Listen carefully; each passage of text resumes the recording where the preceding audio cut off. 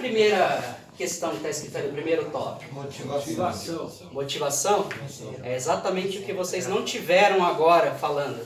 O que está escrito lá no primeiro tópico? Motivação. Isso é motivação. Vou dar um exemplo aqui que deixa a questão da motivação bem visível. Normalmente é complicado acordar às 6 horas da manhã, não é? Sim.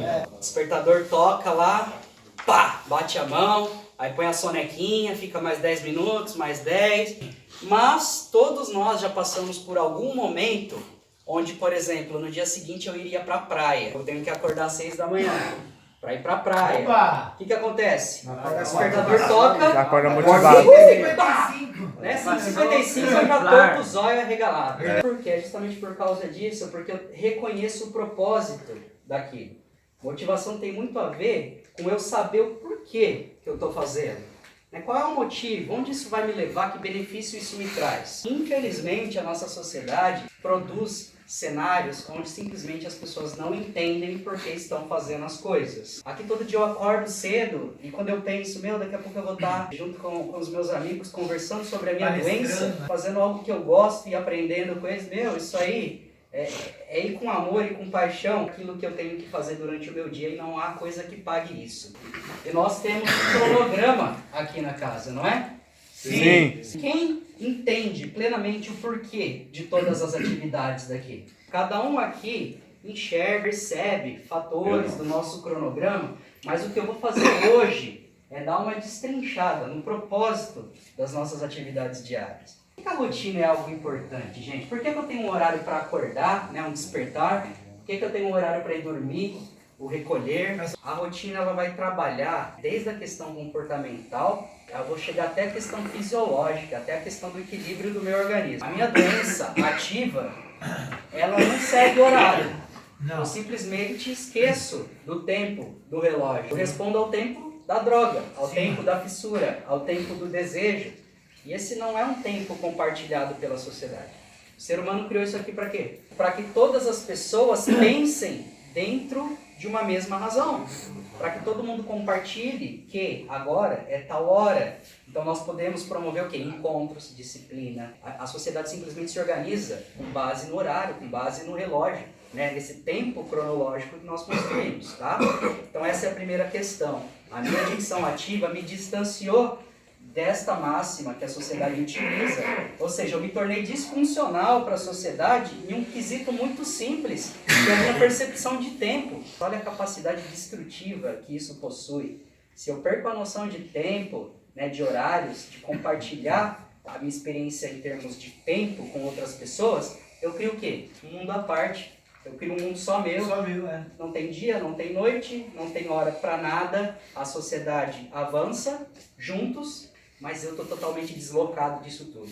Então essa disciplina, esse comportamento readquirido em relação aos horários, ele vai impactar no meu organismo de que forma? O organismo, ele é um reloginho. É um relógio biológico. Ele tem um ciclo e, por incrível que pareça, a nossa natureza, esse ciclo reconhece dia, noite. Hora de comer, hora de comer. Isso, ele grava essas coisas. Algumas coisas já são natas, como noção de dia e noite, alguns hábitos que os animais carregam, ser seres noturnos, serem seres diurnos e tal, nós também carregamos. Então a gente já traz, no nosso DNA, na nossa fisiologia, alguns princípios que respondem ao tempo. Quando eu não tenho horário para nada, o que acontece com a minha fisiologia? Vira uma zona, vira uma bagunça. A questão é o desequilíbrio, a palavra é essa. A nossa mente, gente, nós erramos muito quando falamos de corpo e mente, como se fossem coisas separadas. Quando falamos de emoção e razão, como se fossem coisas separadas.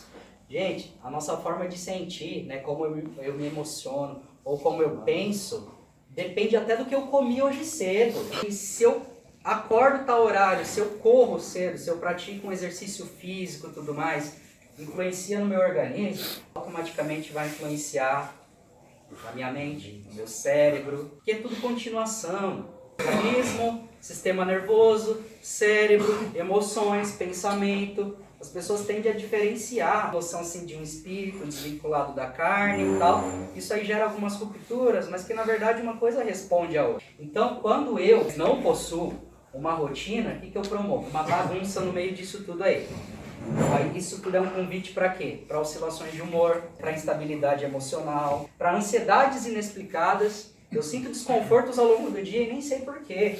Então assim, eu vou colecionando uma série de sensações ruins que muitas vezes pode vir simplesmente porque eu não tenho horário para as coisas, porque o meu organismo é bagunçado. Olha como é sensível. O equilíbrio neurológico, e é dali que vem a satisfação, tudo aquilo que eu sinto, como é que meu corpo reage. A felicidade, né? O meu corpo fabrica a felicidade. A felicidade não é um fantasma que chega e me deixa animado, não. São substâncias que vêm, me equilibram e me dão a noção de satisfação e de prazer. Então qualquer coisinha que eu bagunce ali, já mexe com tudo isso. Imagina usar droga, né? Pô, aí bagunça de vez. Não são só as drogas poderosas que modificam o nosso humor.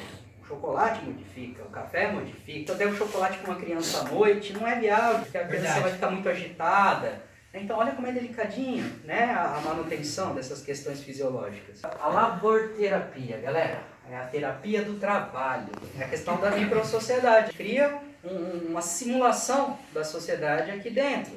E dentre as coisas que eu pratico em sociedade está a manutenção da minha vida, arrumar as coisas que estão em volta de mim. Porque eu, adicto, tenho a tendência, e sempre tive, do quê? De esperar que as pessoas organizem para mim. Então, quando eu crio uma rotina de trabalho, eu vou percebendo que, na verdade, eu modifico o ambiente. A minha atitude ela é importante em volta de mim. Eu tenho o poder de organizar as coisas, de deixar as coisas mais confortáveis para mim e para o próximo. Aí isso vai fazer o quê? Vai me motivar, porque muitas vezes eu tenho uma vida inteira de dependência, não só da droga, mas de dependência de outras pessoas, de dependências emocionais, financeiras e tudo mais. E é a primeira vez que me dão a possibilidade de eu olhar e falar, caramba, eu arrumei o quarto, todo mundo ficou feliz e fui eu que fiz.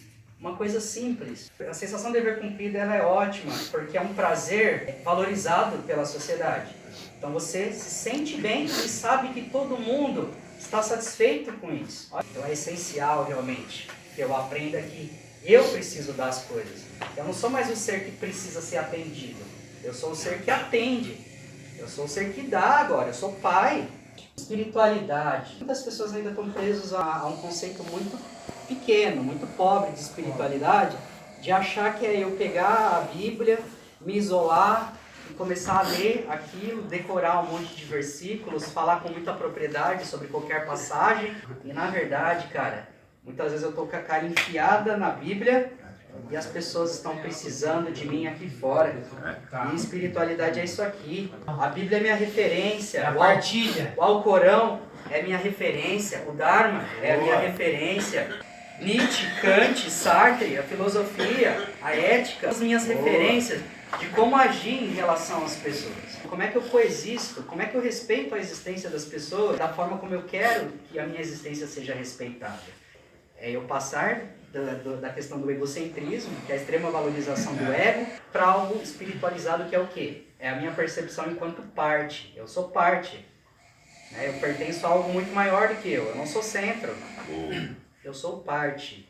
Isso é espiritualidade, gente. Pegar o meu terno de domingo, aquele terno bonito, ir para a igreja. Eu penduro ele no cabide e penduro a espiritualidade junto com ele.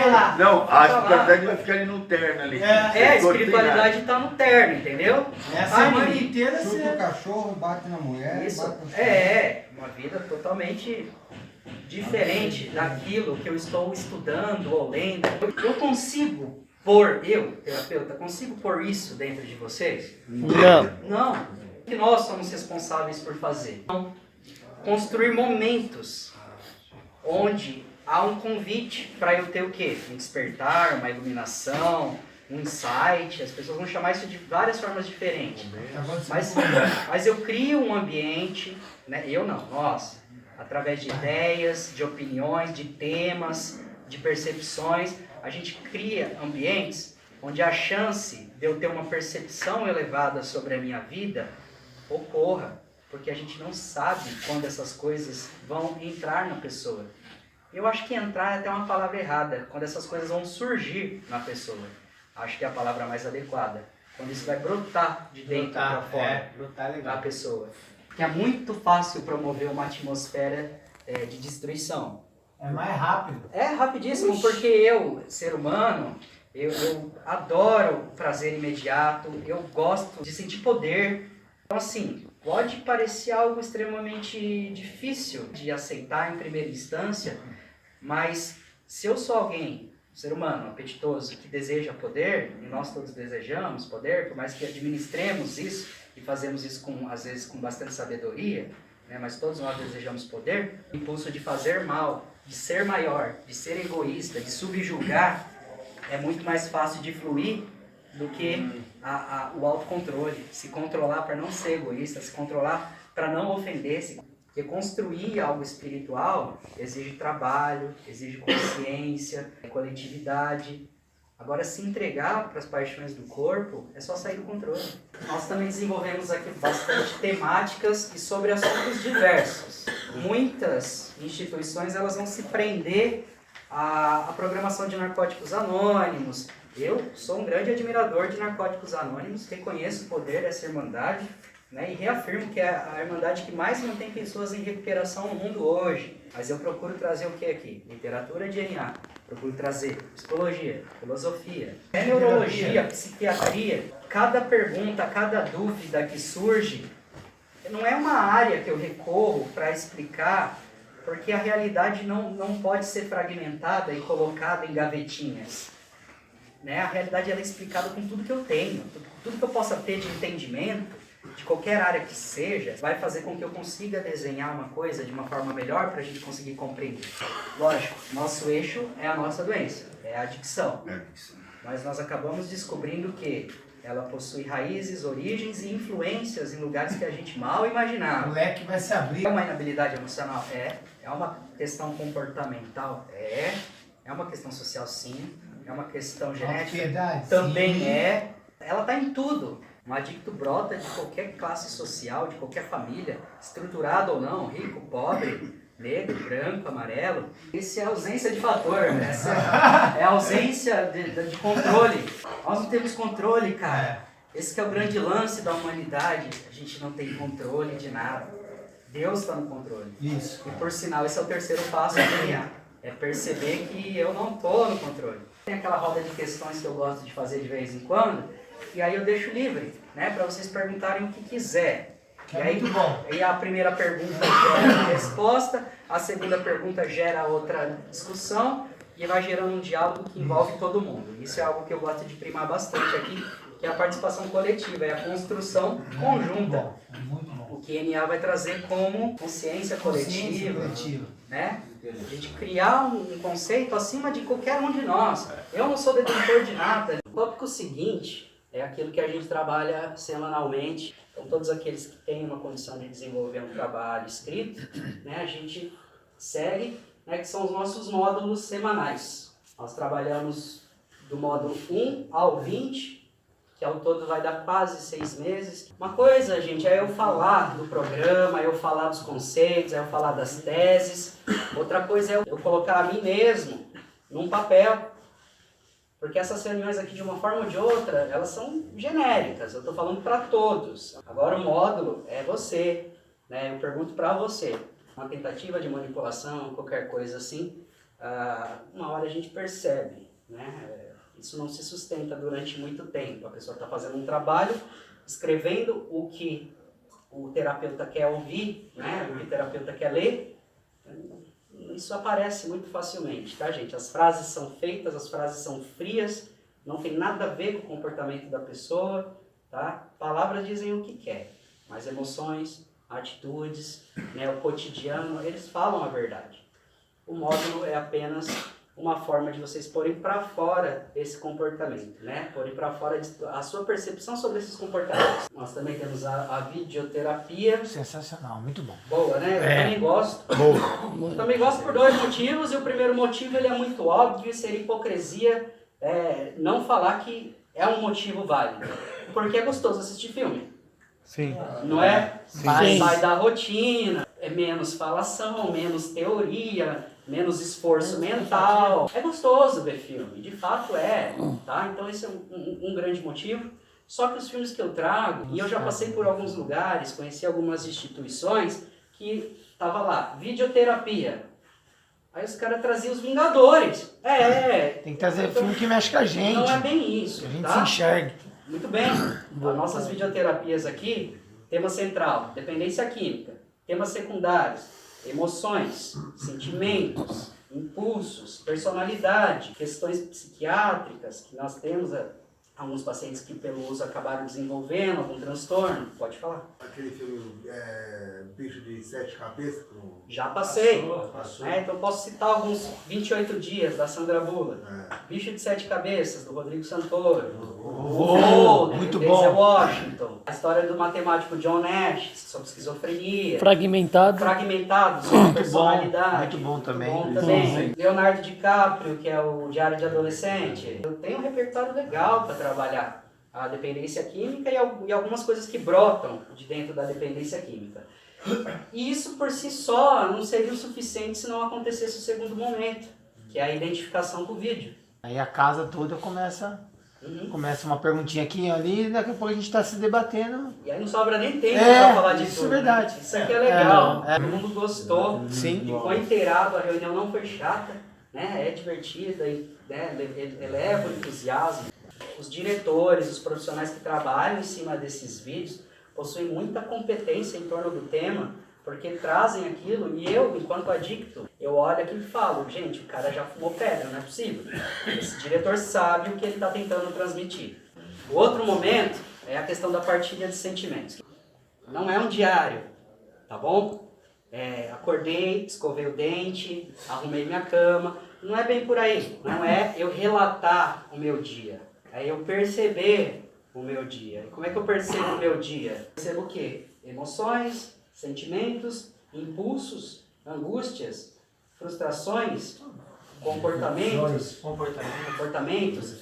tudo que vá demonstrar alguns padrões para mim é material para eu colocar na minha partilha, na partilha de sentimentos, tá? E por que isso é importante? A recaída, o uso, a nossa adicção ativa, ela nasce de dentro de quadros emocionais. Eu entro em quadros emocionais, eu entro em quadros comportamentais para chegar, enfim, ao uso. Se eu adquiro a capacidade, né, se eu treino isso aqui dentro, de todo dia estar olhando para mim e perceber quando algumas coisas surgem em mim, quando algumas emoções surgem, quando alguns comportamentos surgem, como eu reajo a tais coisas, eu crio uma habilidade para me perceber lá fora. E aí eu consigo prever situações complicadas ou situações propensas a eu recair, usar de uma forma mais eficaz. Porque a minha doença ela é ágil, ela é rápida. Nós devemos falar na primeira pessoa. O que é falar na primeira pessoa? Às vezes eu estou falando dos adictos, né? Os adictos costumam, né? Nós costumávamos fazer, né? Nós roubamos. Não, cara, eu roubei, eu maltratava, né? Eu usei, eu fiz a pessoa feliz. Eu conquistei, tá? É eu. Traz pra mim, torna aquilo pessoal. Porque uma das características da minha doença é terceirizar ela. Eu jogo ela em tudo, só não pego ela pra mim. Então quando eu trago isso pra primeira pessoa, como o Erasmo muito bem lembrou, eu torno aquilo pessoal e o impacto que gera na minha consciência, porque quando eu falo, né, sobre os meus sentimentos, sobre as minhas percepções, eu organizo o meu pensamento. Então o ato de falar, gente, ele não é gratuito. Eu já tinha esse entendimento. Por que falar? Cara, para falar a verdade, você não tinha esse entendimento como ele estava. Na verdade, os nossos entendimentos, eles se constroem e se modificam o tempo inteiro. E um dos momentos que o entendimento mais se modifica, ou se ajeita, ou se encaixa, é quando eu falo ele. Muitas vezes, quando eu estou falando, é onde eu percebo as conexões e desconexões e aprimoro o entendimento que eu estou falando. Então falar, gente, assim como uma oração, se Deus lê sabe o meu coração, né? Se Deus lê a minha mente, né? Ele sabe tudo de mim, por que eu devo orar? Porque antes de tudo é para mim, eu tenho que entender o que eu estou pedindo, eu preciso organizar isso em mim. E isso se dá através de palavras, nós usamos palavras para organizar conceitos, para tentar traduzir emoções, comportamentos. E no que não está esclarecido, tem todos vocês para esclarecer um ao outro. Porque o que a gente vai encontrar lá fora são outros adictos. Então, se eu ficar procurando em figuras de autoridade, né, preciso falar com o terapeuta, preciso falar com a psicóloga. Não, velho, você precisa falar com o seu companheiro que está do lado, dormindo, roncando e peidando no quarto de você. O cara tem tanta autoridade na doença quanto você, quanto eu. Beleza, família? Beleza. Então a gente encerra por aqui. Obrigado.